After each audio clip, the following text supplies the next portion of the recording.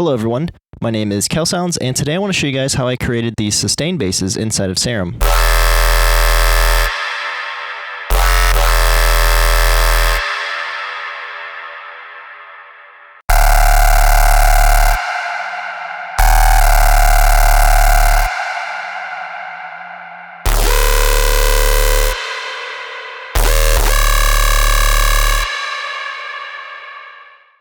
Alrighty, sweet. So my key secret, I guess, to this, well, I guess it's not really a secret, but mainly the thing that I do when I'm making these sustain basses, the main tools that I use and that are going to always be your best friend when creating these very aggressive sustain basses is oscillators for the second bass and the third bass. I use like 6 different oscillators without any unison or anything, and I just ran them through distortion, and EQ. And those are the 3 main tools that I use a lot when creating these sustain basses. And so I'm going to kind of show you my process for how I create these basses with those tools. And a lot of it also has to do with the sub. When you run a sub and all of your harmonics through a very saturated distortion effect, you know, it kind of glues the sound together a bit, but it can also destroy your sound. And a lot of the time, when you're making your sustain basses, it takes a lot of tweaking. There is no like perfect way of making sustain bass that it's gonna like work every time. You're gonna have to do some tweaking. So that's basically what I did. Before I start, actually, I want to let you guys know that the presets that I showed you guys in the intro are going to be available to my Patron subscribers. So I'll leave that down below. If you want to download these, you can. And even this preset that we're about to make here. But yeah, so yeah, let's just go ahead and get started. I'm gonna go ahead and use E0. That's my favorite bass note.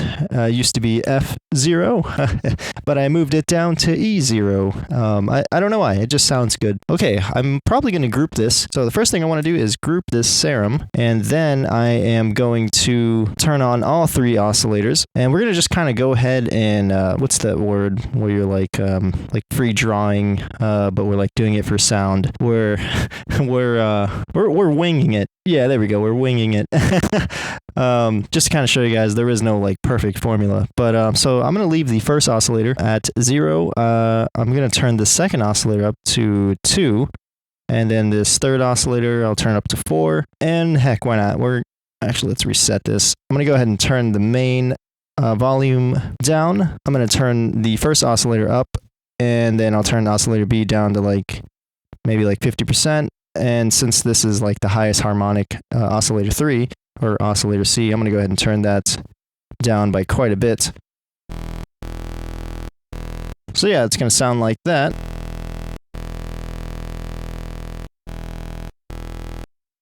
I'm also going to go ahead and turn down the randomness of the oscillators.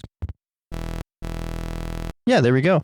I'm also going to turn on the sync for the oscillators as well. Then I'm going to modulate the sync with the macro knob over here.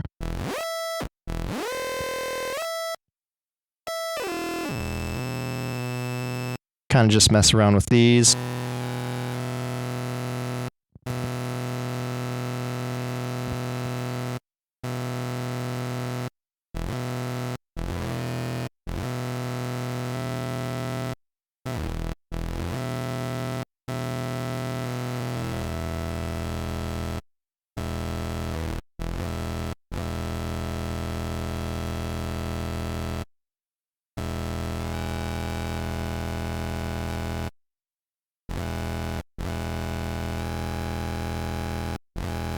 Sweet. So we have 3 oscillators running. I think you can even use the sub oscillator because we're gonna add our own separate sub. Yeah, there we go. So we have macro 1 is controlling the sync. So I'm just gonna rename that real quick. There we go, sync and synchronization stuff.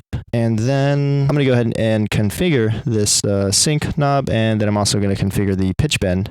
And so there we go. So we got all 3 oscillators running, one at 0, the second oscillator at +2 octaves, and then the third at +4 octaves. So yeah, we're just trying to add as many harmonics as we can, because what we're going to do next is completely crush the sound inside of a distortion. We're going to push all 3 oscillators inside of a distortion and push the drive all the way up. So what I usually like to do is I'll grab a distortion and I'll use something like tube's pretty good. That's fun too. Actually, it's another main reason why I turned down the main volume, because it's going to get pretty loud.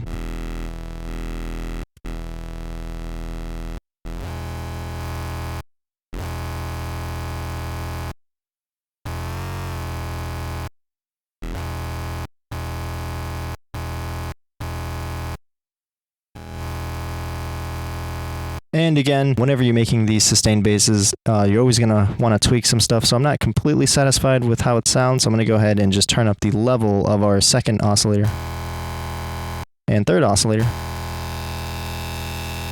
to add those higher harmonics to the sound as it's being pushed into the distortion.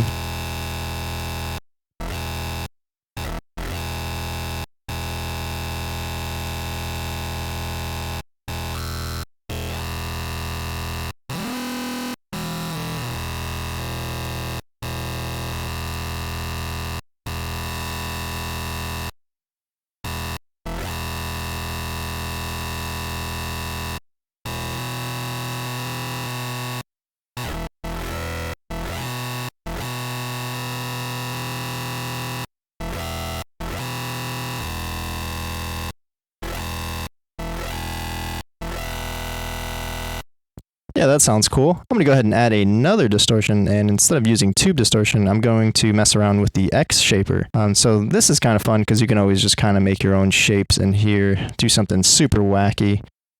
So something like that. Do a little bit of a more hard-edged distortion shape here.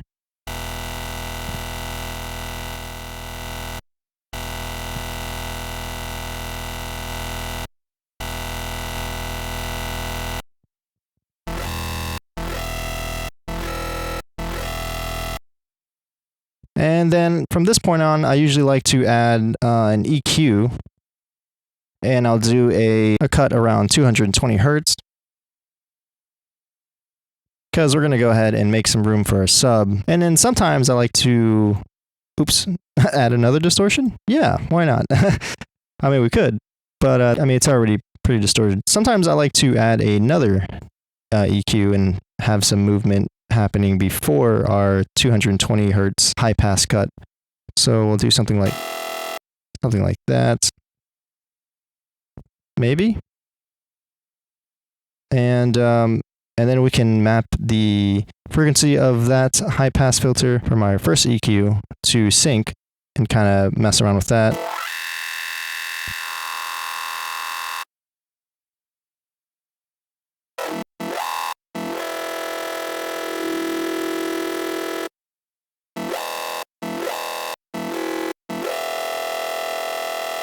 Then I'll go ahead and add another shape here, or another peak, except I'll turn it down. Map this to the sync macro knob as well. Do something like this.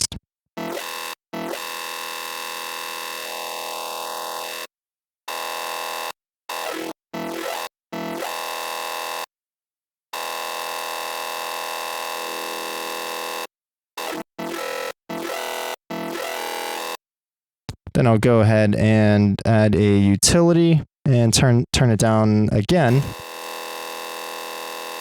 Then I'll run it through a OTT inside of Serum2, turn it to upwards compression, and then do something like this.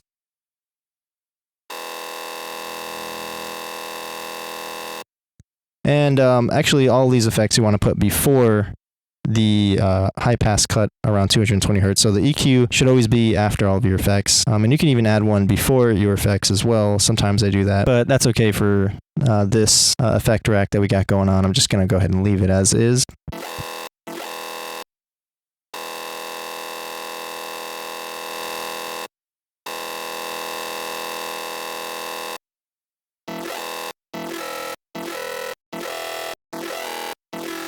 And you know what? Screw it. Why not? Let's go ahead and add one more distortion.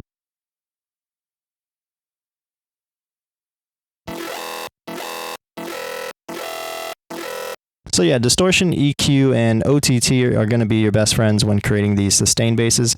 So now that we got our highs, let's go ahead and add a sub. So I'm just going to call this highs. Going to go ahead and create another chain and insert another Serum2 inside of here. And this is just going to be a sub. Nothing crazy. So I'm just going to go ahead and rename that sub. And you can go ahead and play that back and mix it in with the highs.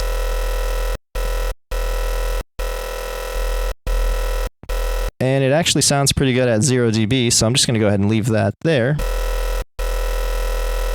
Oh, and don't forget to turn off the phase randomness of our sub, so that way it's not starting at different points of the phase of the sound for our sub. Actually, I'm just going to go ahead and double check, make sure I turn the phase randomization off for the first Serum2, which I did. So yeah, cool. And I'm actually also going to configure the pitch bend of our sub as well inside of the Serum2. Then I'm going to go ahead and come over here to our highs, map the sync from our first Serum2 onto macro 1, and then map the pitch bend to macro 2. Then I'm going to come over here to our Serum2 sub, map the pitch bend to macro 2 inside of our Ableton rack, and I'm actually going to open up the map or the mapping of our macro knobs, so that way our pitch bend doesn't pitch downwards as well, so it's like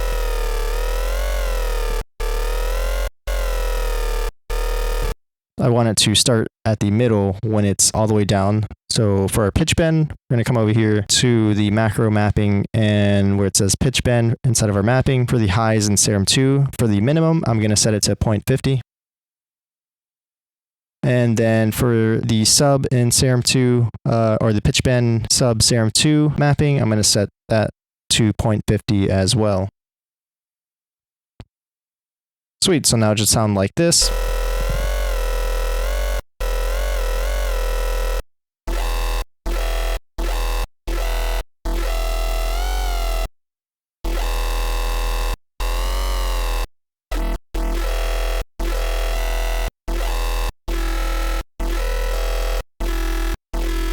Nice. I like the way that sounds so far. And then now for the fun part, which is even more processing that happens after our serums instead of our Ableton rack. So now I'm going to go ahead and drop another distortion or a saturator. I'm going to set the saturator to 2, or the drive, I'm sorry. And then, yeah, just kind of tweak some stuff around. So let's see how that sounds.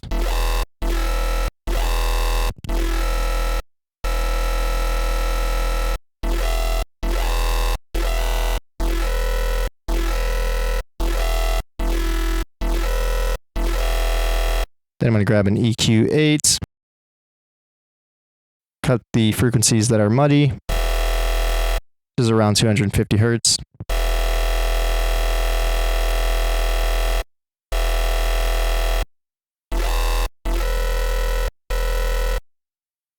Heck, I'm going to just mess around with the saturation real quick.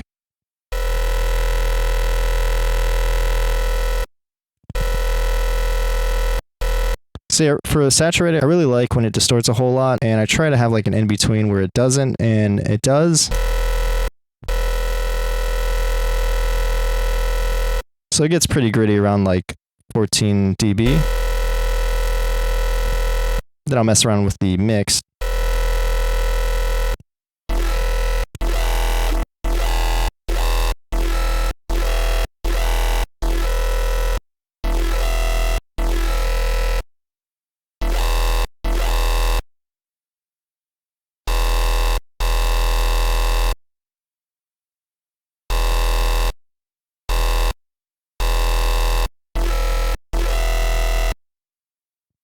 Might turn the sub down a little bit.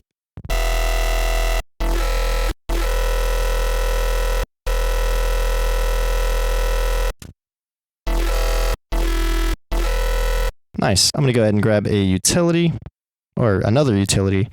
Set the bass mono to 120, so that way 120 Hertz and below is in mono. And I'm also just going to turn down the sound a bit, because I want to push it through another OTT. Okay, there we go. And let's just go ahead and see what this is going to sound like.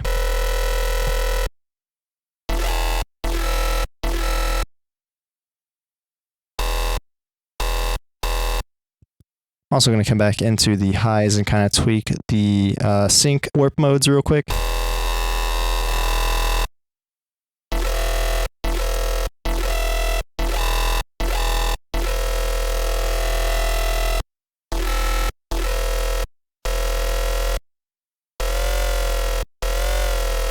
Nice. Then I'm also going to add a clipper from kilohertz.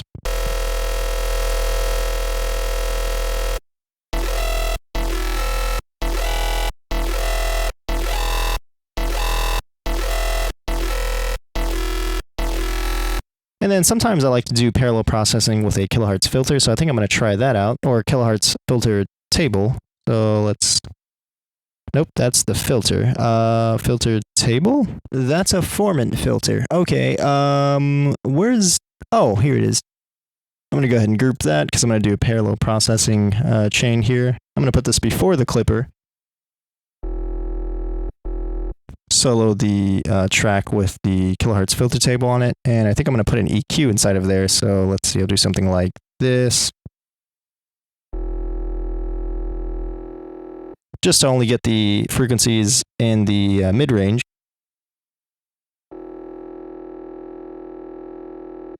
And then I'll just choose a random like Combs preset or something. This might sound cool, maybe. And I think I'm actually going to map this to the sync. So for cutoff, no, it's not cutoff, it's the frame. Oh, okay, I have to map it inside of this rack first. So I'll map this to macro 1, then I'll map this. Okay, can't map it because I think I have to group it. Okay, so I'm just going to highlight everything. Then I'm going to group everything. Then now I think I can map this. No? Huh. What the cheese? Oh, okay, okay. Because it's in a new group, so I have to... Okay, here we go. So I'm going to do this, take those macro knobs away inside of this new group that we created. Map this to macro 1, map this to macro 2, and then now I can map the frame of our kilohertz filter table to sync. So I don't know, this might sound like absolute barf, but let's give it a try.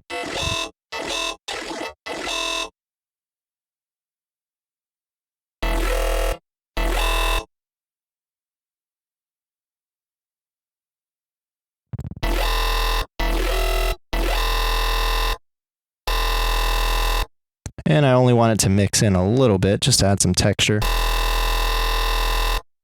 Heck, why not? Let's turn the resonance up.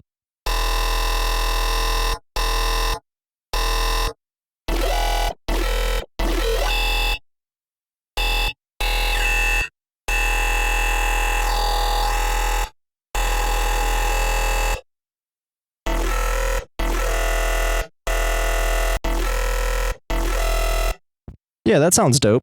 All right, cool. I'm just going to call this kilohertz filter table effect. And there we go. Then now we can go ahead and add another distortion.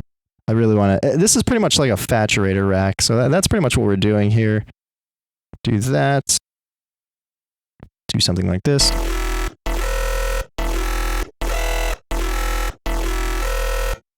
Again, EQ, distortion, and OTT are going to be your best friends when creating these sustained basses.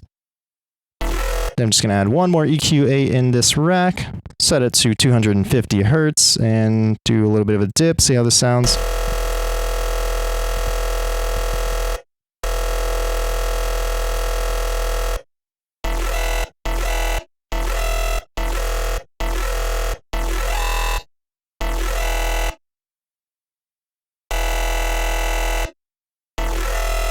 You know, I kind of want to invert the frame of our kilohertz filter table inside of our mapping here. So I'm going to come over here to the kilohertz filter table effects frame, and I'm going to right click and hit invert range.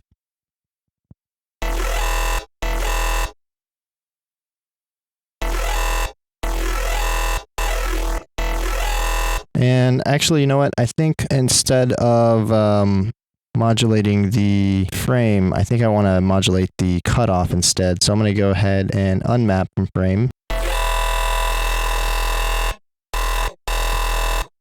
And find the sound that I like the best inside of this kilohertz filter table with the frame.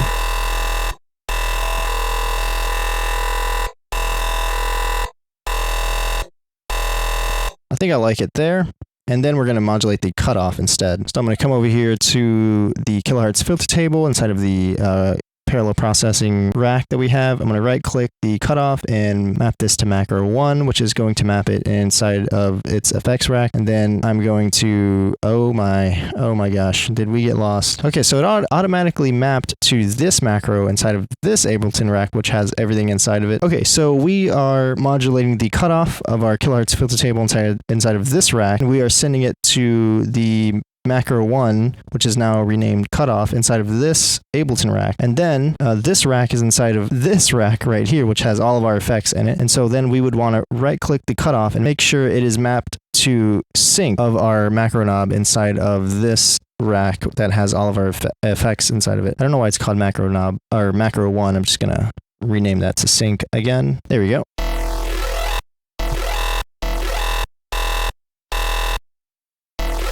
And so we want to invert that. So I went ahead and opened the mapping, and now I want to invert that. So now it's doing what it should be doing. And then now we're going to go ahead and mess with the settings inside of the mapping. And so, yeah, again, when creating sustained basses like this, you're always going to have to do quite a bit of tweaking to get the sound that you want. So that's what we're just doing here.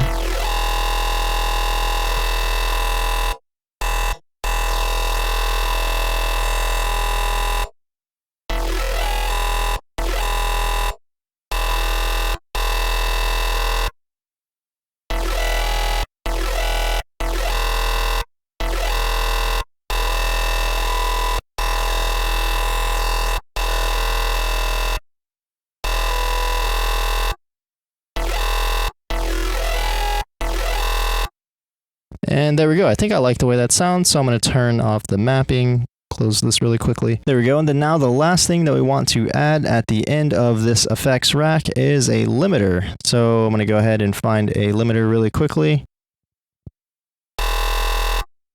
Set the ceiling to 0 dB.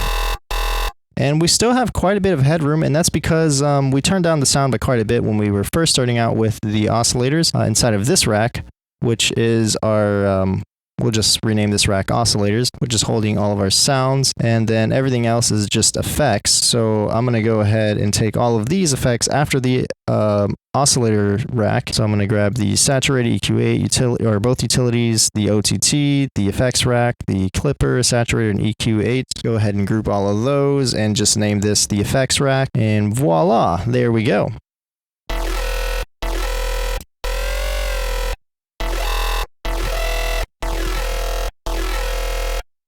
And we have quite a bit of headroom, so I'm going to go ahead and just turn this up a bit.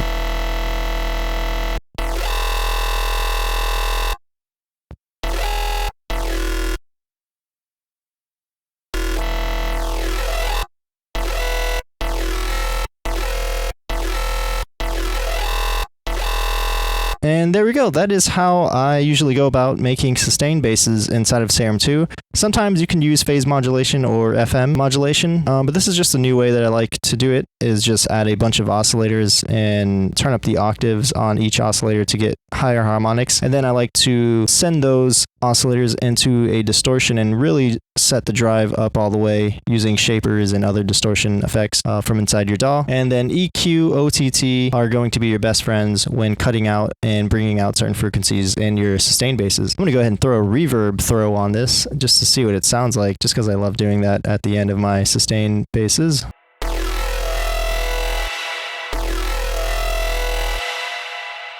And here we go.